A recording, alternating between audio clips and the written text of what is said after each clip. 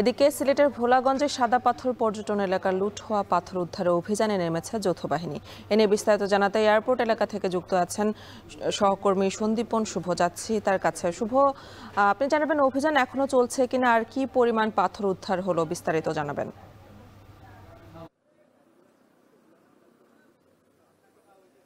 Any কালকে কিন্তু রাতভর এই যৌথ বাহিনীর যে অভিযান সেটি কিন্তু চলছে এবং ম্যাজিস্ট্রেটের নেতৃত্বে কিন্তু প্রতিটি ট্রাকগুলোকে তল্লাশি চালানো হয়েছে। এবং আপনি জানেন যে ইতোমধ্যে কিন্তু গত রাত্রির যে খবর সেটি হচ্ছে 12,000 ঘনফুট পাথর কিন্তু ইতোমধ্যে জব্দ করা হয়েছে এবং এখানে 130টি ট্রাককে এই মুহূর্তে কিন্তু আটকে তল্লাশি করা হচ্ছে বিভিন্নভাবে। এবং আমরা যেখানে রয়েছি বিমানবন্দর সংলগ্ন যে স্টেশন ক্লাব এলাকা, এখানে কিন্তু আমরা দেখতে পাচ্ছি যে ট্রাকের সারি সারি ট্রাক রয়েছে এখানে, এবং এখানে বিশেষ করে সেনাবাহিনীর সাথে অন্যান্য বাহিনীও রয়েছে। তবে সেনাবাহিনীর আধিক্যই এই মুহূর্তে বেশি লক্ষ্য করা যাচ্ছে।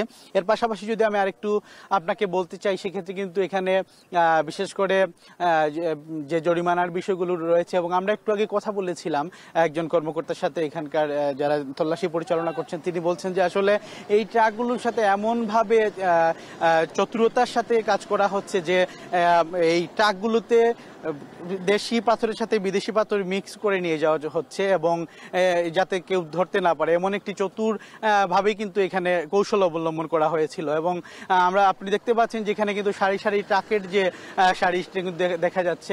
এবং গতকালকে জেলা প্রশাসন যখনই সিদ্ধান্ত নেয় যে যৌথ বাহিনীকে নামিয়ে 24 ঘন্টা কিন্তু সাদা পাথর এলাকা এবং জাফলংয়ের ইসি এলাকা কিন্তু নজরদারির মধ্যে রাখবেন, এবং এ বিষয়ে কিন্তু বেশ ইতিবাচক মনোভাব আমরা দেখেছি স্থানীয়দের মধ্যেও। এবং স্থানীয় মানুষজন এখানে বলছেন যে যদি এই জিনিসটি আগে করা হতো, এই সিদ্ধান্ত যদি কিছুদিন আগে নেওয়া হতো, তাহলে কিন্তু এত বড় ধ্বংসযজ্ঞ চালানো সম্ভব হতো না।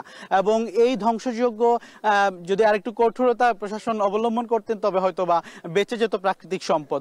তবে গতকাল থেকে কিন্তু প্রতিস্থাপনের যে কাজগুলো সেটি কিন্তু চলছে, অর্থাৎ যে পাথরগুলো লুট করা হয়েছিল সেগুলো কে কিন্তু আবারও সেই জায়গায় সাদা পাথর পর্যটন স্পটে ফিরিয়ে দেওয়ার কাজ কিন্তু পুরো রাতভর চলেছে। এবং এখানে যৌথ বাহিনী সহ বিশেষ করে সেনাবাহিনীর যে তৎপরতা সেটি কিন্তু আসলে প্রশংসনীয়, এবং তারা কিন্তু কাজ করে যাচ্ছেন।